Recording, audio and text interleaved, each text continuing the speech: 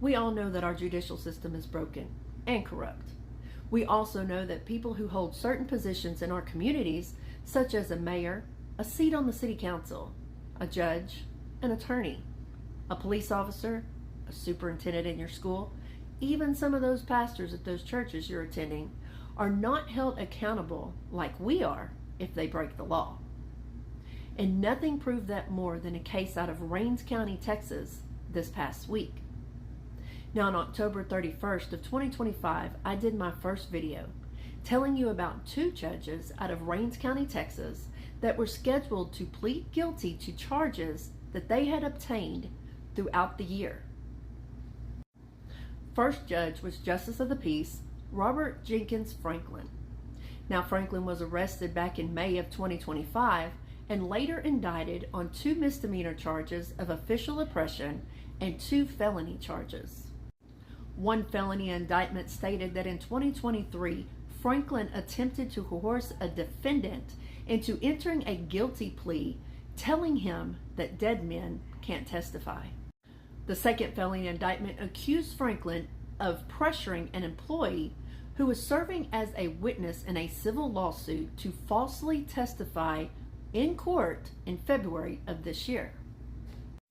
Franklin is also being charged with disorderly conduct after a photo circulated of him standing in the courtroom in a window holding a gun. After Franklin put in his guilty plea on October 31st, many news articles and on social media had started surfacing. And that is when Franklin took to Facebook and wrote his own statement. I'll leave that right here for you to read.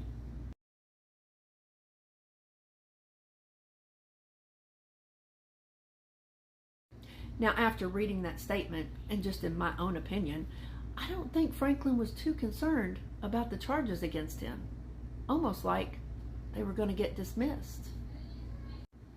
Second was County Judge Linda Wallace, who was indicted on 1 felony charge for trying to pressure the same employee to falsify documentation on the case against her fellow judge, Robert Franklin. Now, both judges had to appear in court on Friday, November 21st of 2025. But you could immediately see the special treatment that was given when the hearing was started an hour past the scheduled time. And why?